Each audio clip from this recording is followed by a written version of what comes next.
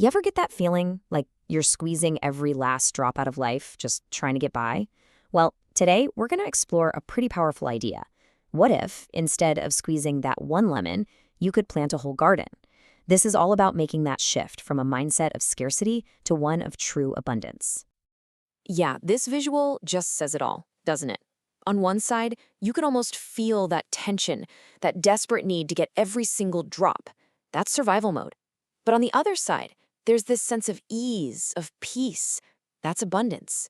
Just knowing there's more than enough. This is the journey we're talking about. From that single squeezed lemon to the entire garden. Wow, this quote, it just hits home, right? You can feel the anxiety in those words, that intense pressure to make sure absolutely nothing goes to waste. And this isn't just about being frugal. It's a mindset that's rooted in this constant fear of running out. It's a feeling that I think a lot of us know all too well.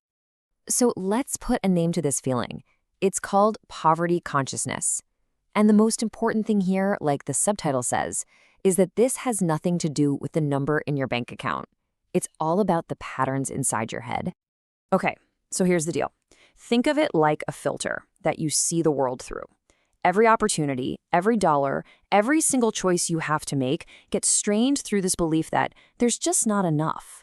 It keeps you trapped in survival mode, even when you might have the resources to actually start thriving. Does any of this sound familiar? These are those quiet whispers of poverty consciousness. It's not safe to do that. I can't afford it. I've got to make this last. See, these thoughts aren't really about responsible planning. They're driven by fear, and they're the very things that keep you small and stop you from seeing the bigger possibilities out there.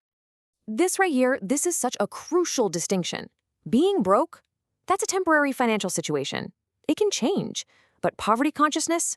Oh, that's a mental trap. It can last a lifetime, and it'll make you feel broke even when your bank account says you're doing just fine. Breaking free from the mindset is the real key. So, if that's the problem, what's the alternative? Well, that brings us to the second part of our journey, the abundance mindset. And I absolutely love this subtitle, expanding your reality to the size of your vision. It's all about letting your dreams define your reality and not the other way around. And this slide just lays it all out side by side. It's so clear. One mindset literally shrinks your dreams down to fit inside your wallet. But the other one, it completely shatters that limit. It says, no, my reality can actually grow to match the size of my vision. All right, so how do we actually do this? How do you make the shift? Well, it all starts with the questions we ask ourselves. We have to move from a mindset of just preserving what little we have to one that's focused on creating more. It's the difference between hoarding a few seeds and actually planting them. And this is the switch. This is the whole ballgame right here. The person squeezing the lemon is always asking, how can I make this last? How can I stretch it? But the person planting the garden asks a totally different question. How can I make this grow? One is about survival, the other is about creation. It's a total game changer. We can call these gardener's questions. So instead of panicking about a small amount of money, what if you asked, how can this be a tool for my liberation, not just my survival? And my personal favorite, what would someone with a whole lemon garden do right now? Just asking that one question can instantly shift you into a place of creativity and resourcefulness. Okay, this is where we get really practical. The best way to make this shift real is to apply it directly to your own life. So we're going to walk through a few powerful journal prompts. They're designed to help you see where you might still be squeezing that lemon and how you can start planting your very own garden. Let's start with this one. Take a second and be really honest with yourself. Is it with your money? Maybe it's your time or your energy. Where in your life are you operating from that deep fear of lack, just terrified of wasting a single drop? Just notice whatever comes up for you. Oof, this is a big one, isn't it? How often is I can't afford that just a full stop, the end of the conversation, instead of the beginning of a new question, like, okay, so how could I afford that?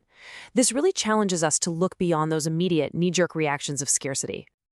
All right, now it's time to dream a little bit.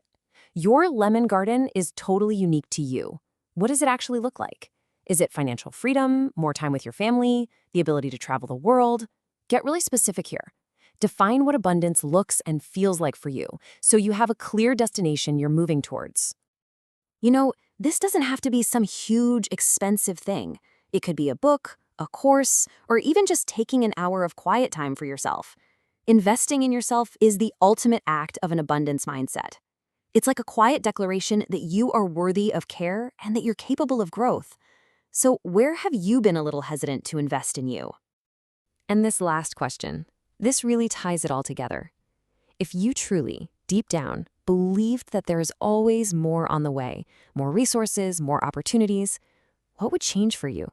How would you act differently, like this afternoon? That's what it means to start living from the garden. So, when you boil it all down, it really just comes to this. The world might have taught you to endure, to survive, to squeeze every last drop, but you were meant to create. The garden is already inside you, just waiting. It's time to stop squeezing and start planting.